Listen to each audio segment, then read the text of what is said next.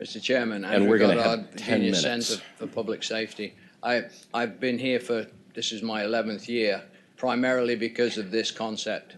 You know everything that I've said in the past about it. I would simply remind you that the law as it stands today is that certain people have no right to purchase a firearm. The law does not say that they have no right to purchase a firearm that is new from a dealer. They're going to use it. So the only way we can identify people is by background check. If we don't apply a background check, then we're letting people bypass current law. We should be checking everyone that buys a firearm from someone who's selling it to a stranger. Thank you. Thank you very much. Yes, sir. Hi, Josh Horowitz, the Educational Fund to Stop Gun Violence. We support the bill. Thank you very much for allowing me to testify. Virginia has a gun death problem. In the last 5 years, the gun homicide rate is up 59% through 2016. In the last 10 years, the suicide rate, the firearm suicide rate has gone up 21%.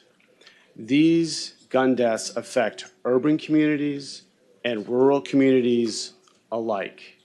It's time that we take this problem seriously and do something to save lives in Virginia. Many people in this audience have suffered losses of friends in our cities. Many people in this community, in this audience, have lost friends to suicide all over the state.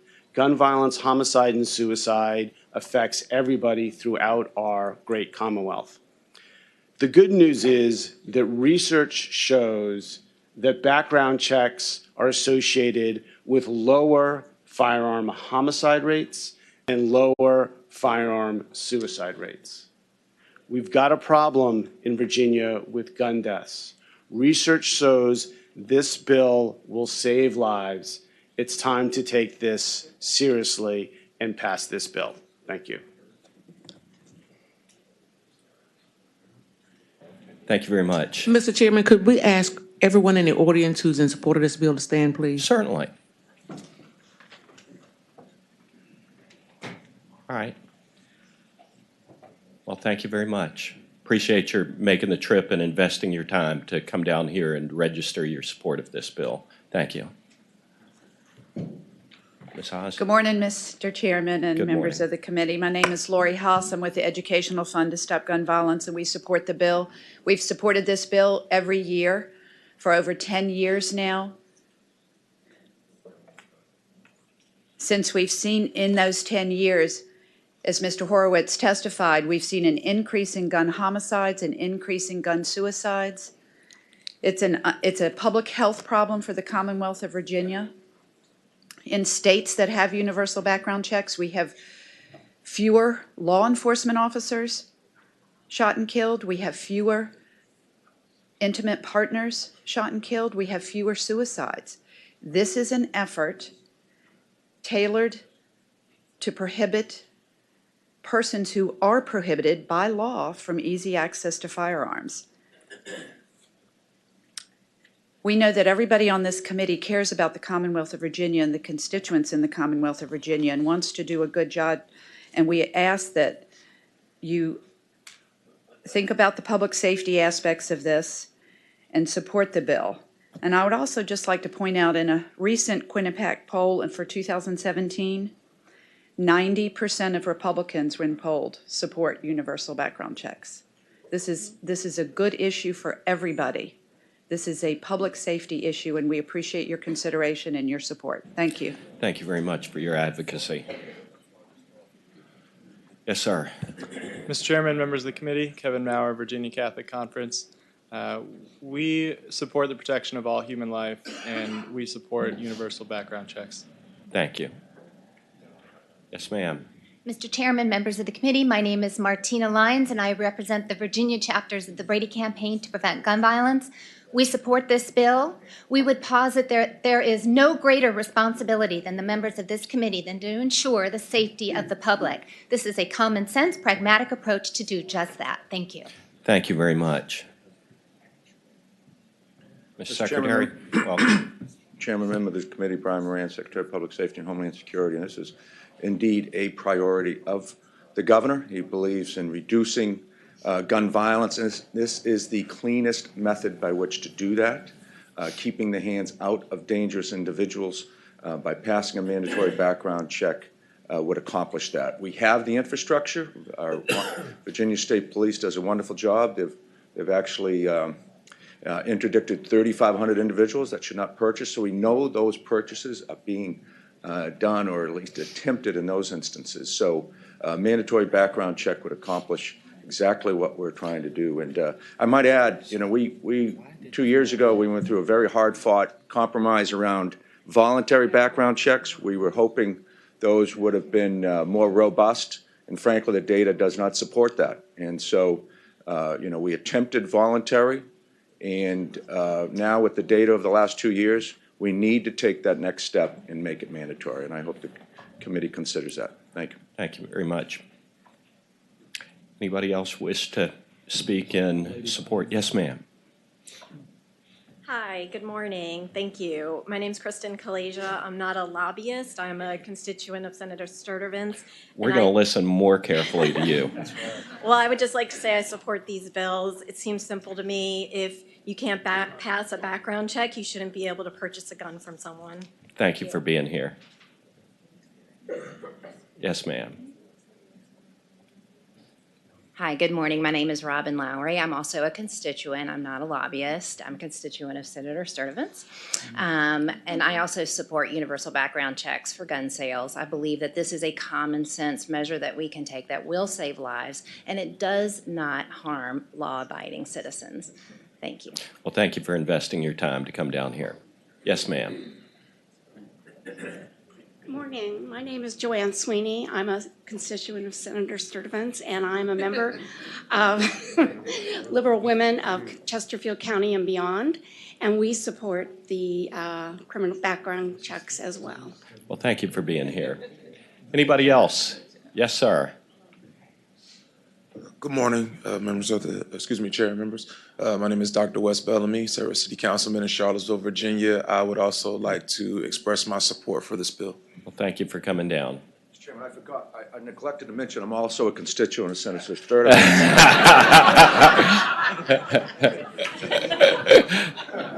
I'm Gail Sue Miller. I'm also a constituent of Senator Sturtevant, and I would support this bill. I hope you will too. Thank you. Yes, ma'am. Hi. I'm not a lobbyist. I'm a constituent. My name is Carol Ray. I support this. Thank you, Ms. Ray. Anybody else? We're giving you, remember, a little bit more time on this bill than others. Yes, ma'am. Hi, my name is Heather Folio. I'm a constituent of Senator Peterson's and Moms Demand Action volunteer, and we 100% support background checks. Listen up, Senator Peterson. Thank you for being here. Anybody else? All right. Come right ahead. I'm Stair Calhoun. I'm a constituent of Senator Sasslaws, and I support this bill. All right. Thank you very much. Anybody else? Going once, going twice? All right. Anybody wish to speak in opposition to this bill? All right. All right. Yes, sir. Hi, my name is John Lott. Step up. Oh, sorry. Thanks. Yeah, my name is John Lott, president of the Crime Prevention Research Center. And I just want to say that everybody wants to try to stop criminals from getting guns. The problem is that there are certain fundamental flaws in the background check system that actually makes it more likely that they end up stopping law-abiding, poor, and minorities than it is to actually stop criminals. If you look at the last 5 years that we have the annual reports for the National Instant Background Check System, there were over 400,000 people that were stopped. Only 460 of those were referred for prosecution, and only 209 successful prosecutions occur. That's well less than 0.1% of these cases. We heard earlier the mention of the number of 3 million. And that's been used a lot of times, but with the right terminology is that you should say that there have been 3 million initial denials, not 3 million dangerous, prohibited people that have been stopped. And the real problem is that it's one thing to stop somebody who's a felon. It's another thing to stop somebody simply because they have a name similar to a felon from being stopped. And that's virtually everybody who gets stopped is a false positive. And if you look at it, it's particularly minorities who are harmed as a result of this. People tend to have names similar to others in their racial groups. Hispanics have names similar to other Hispanics. Blacks tend to have names similar to other blacks. 30% of black males almost are prohibited from owning guns because of past criminal history. Whose names are their names most likely to be confused with? Other law-abiding good black males who want to go and obtain a gun to protect themselves and their families. You know, when you fill out the 4473 form to buy a gun, you put down your name, your social security number, your race, your height, your address, and your birthday. And you think all that information is being used. In fact, what you find is that they use roughly phonetically similar names. So somebody who's John Smith with an I and Smith with a Y and an E, as far as the National Instant Background Check System is concerned, those are the same last names. These things can be fixed, but they're not. And the problem with having these additional background checks is you're going to make more false positives so that many of the most vulnerable people are going to be stopped from buying guns. The second issue is the cost that's involved. In Washington, D.C., for example, neighbor here, in order to do a background check on a private transfer, it costs $125. There are places in the country where you can have it done for as cheaply as $55. Background checks normally cost money, but you don't see it for most background checks because it's not like a sales tax that you add on top of the purchase of the gun. It's in the price of the gun. And whether it's $55 or $125, the problem is it's basically poor individuals, many of the people who are living in high crime urban areas, that may be enough to prevent them from being able to legally go and buy a gun to protect themselves and their families. Again, I would argue this is something, as an economist, that could be fixed.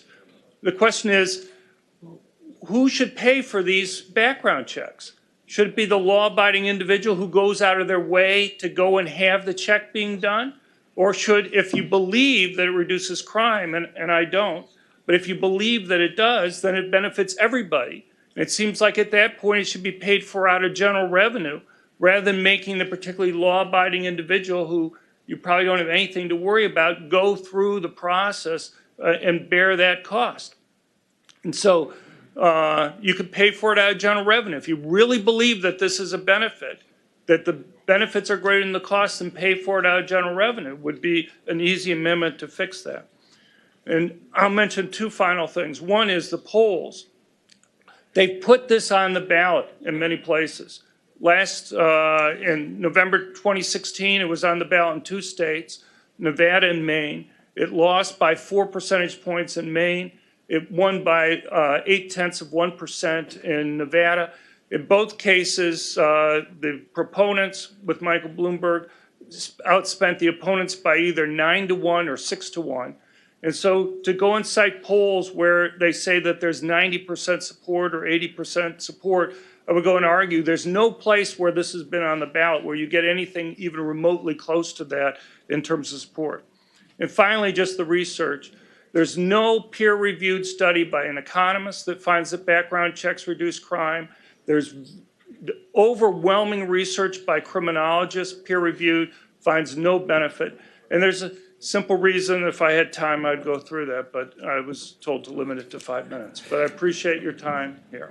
Well, Dr. Lott, I appreciate your coming and joining us this morning. And I don't know whether other members of the committee know who you are, but maybe they want to look you up on Wikipedia. So right. Thank you for being Thank here. you very We much. really appreciate your investment of time.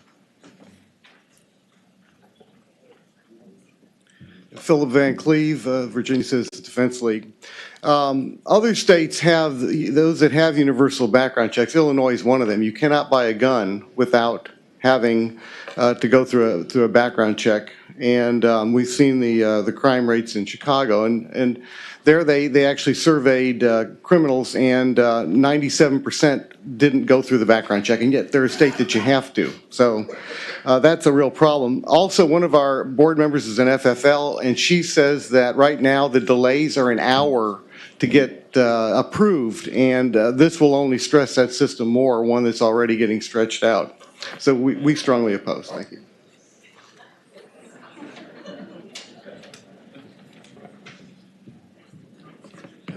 Hello, Erin Looper with the National Rifle Association. The NRA opposes expanding background checks because simply background checks do not stop criminals from getting firearms. Federal law requires firearms dealers to do a background check regardless of location, to initiate this background check before selling or otherwise transferring a firearm to a person who is not a dealer. Federal studies have repeatedly shown that persons in prison for firearm crimes get their firearms mostly through theft, the black market, and family members. Less than 1% of them get them at gun shows.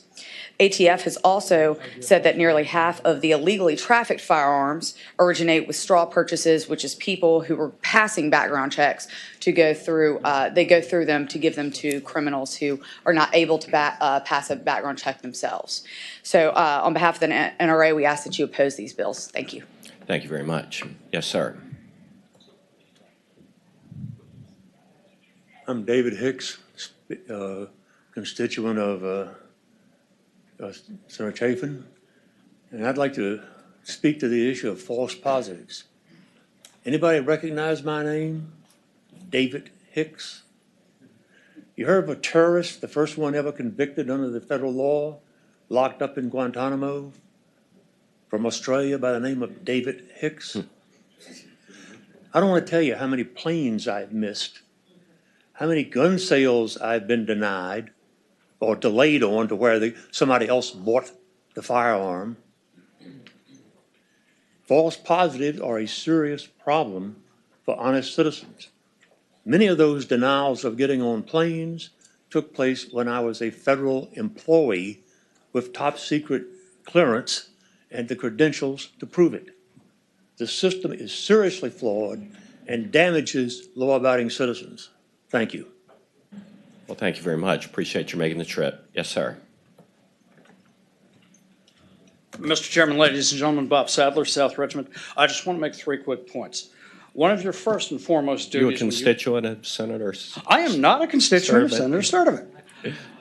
One of your foremost duties as a lawmaker is when you look at a bill to ask what is the potential for abuse.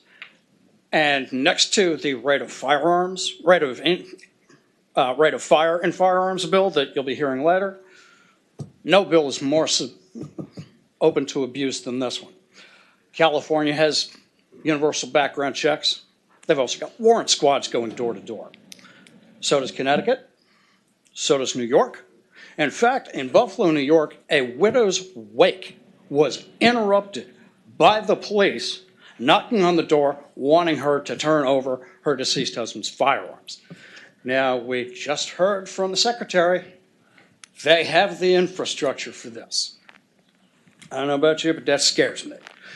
Now, Mr. Hicks also spoke of false positives. The overwhelming majority are false positives. Mr. Lott is the most preeminent statistician in the country, and he has the hard data on this. As for 90% supporting background checks, if Lieutenant Hook were here from the state police, he would tell you that those voluntary background checks are running less than 2 per show. And I'm out of time. Thank you very much. All right, thank you very much. I'm sorry, if you want to step up and register tell us your name and your organization, tell us whether you support or oppose the bill, that'd be fine. We're out of time. All right. I'll make it brief. My name is Pat Webb. I'm a We've just got- constituent of Ryan McDougal. I am opposed to this bill. Thank you. The fact that these background checks have racist origins should have you all All concerned. right, thank you very much. All right. Sarah Eben. Yeah, just to wrap up. Wrap it up. Very quickly. It's clear the purpose of these background Hey, checks. excuse me, Adam, 1 second. We recognize those in the room who supported the bill. If those in the room who oppose the bill would stand up and be acknowledged, that would be great too. All right, Mr. Chairman, most of them are going door to door. thank you. All right, Okay, briefly, and I know Ms. Haas wants to speak, but I don't know if we can. go ahead, Adam. We're just, Okay, we're briefly. The purpose of background checks is not to prosecute, but to stop the purchase of people, from people who are to stop guns from falling into the wrong hands. There's no scientific evidence of these particular numbers for false positives. Public health research shows the contrary. Senator Sturtevant provided me with some evidence from the Journal of Preventive Medicine and the Lancet, and whether it's 2.5 million that were stopped or 3 million isn't what matters. And I would say there's a range of information when you go through a background check, whether it's your driver's license number, full range of demographic information, and those that are delayed have to be resolved within 3 days, or the purchase goes through. And 3 days is not too long to wait for that smaller percentage to save lives.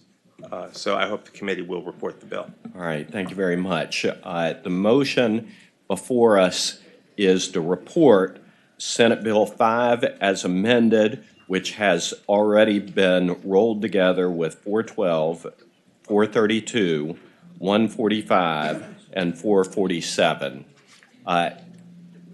This is to report. Clerk will open the roll.